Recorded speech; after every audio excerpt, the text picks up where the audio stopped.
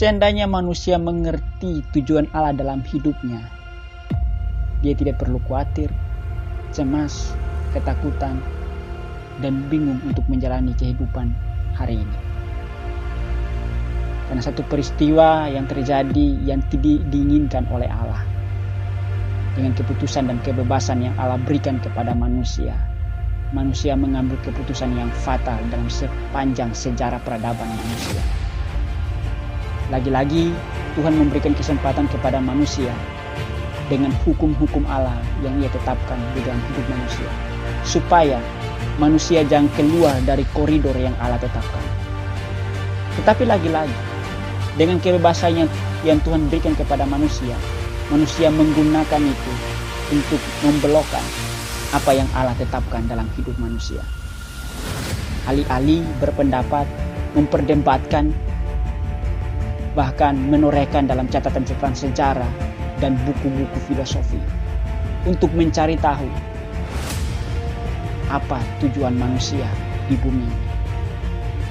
Karena permasalahan terus timbul dalam kehidupan manusia, apakah itu dalam sosial, politik, hukum, agama, dan bahkan di dalam dunia pendidikan, yang ditulis dalam hukum-hukum untuk menaati berbagai macam peraturan yang ditetapkan oleh manusia itu sendiri.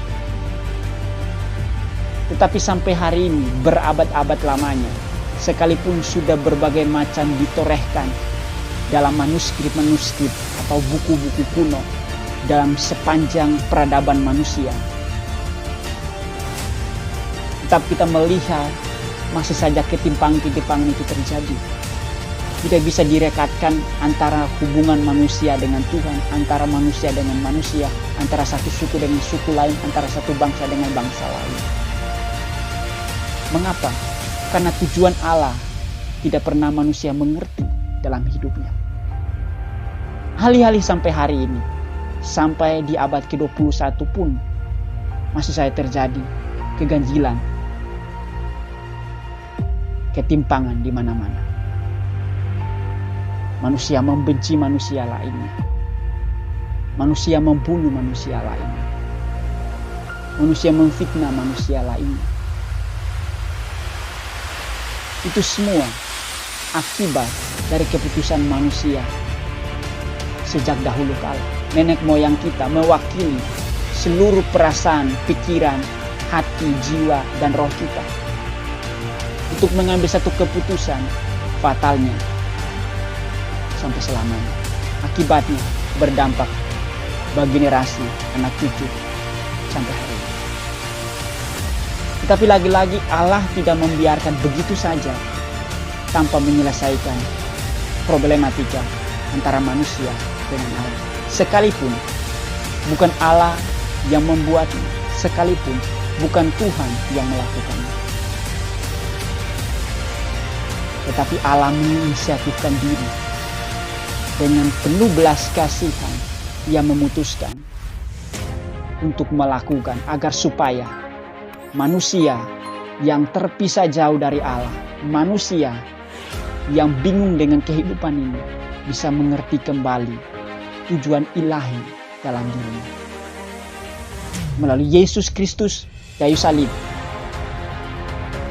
Dia merekatkan kembali hubungan yang telah usai lama, telah rusak, telah hancur, dipulihkan. Melalui darah, sejak awal ketika manusia itu rusak, manusia itu ingkari janjinya, darahlah menjadi perekat untuk mengembalikan hubungan yang telah putus. Dan dengan tanda itu pula, Yesus harus menjadi penggantinya. Yesus harus meneteskan darah untuk merekatkan sesuatu yang telah putus, yang sudah lama, yaitu hubungan antara manusia dengan Allah. Dan darah Yesus pula lah antara hubungan manusia dengan manusia telah pulih kembali. Antara Allah dengan manusia dipulihkan kembali. Antara sesama manusia dipulihkan kembali. Antara suku dipulihkan kembali. Antara bangsa dengan bangsa dipulihkan kembali. Hanya dengan cara ini manusia bisa mengerti dan mengenali tujuan Allah di dalam diri manusia sejak awal, yaitu menciptakan menurut segambar dan serupa dirinya.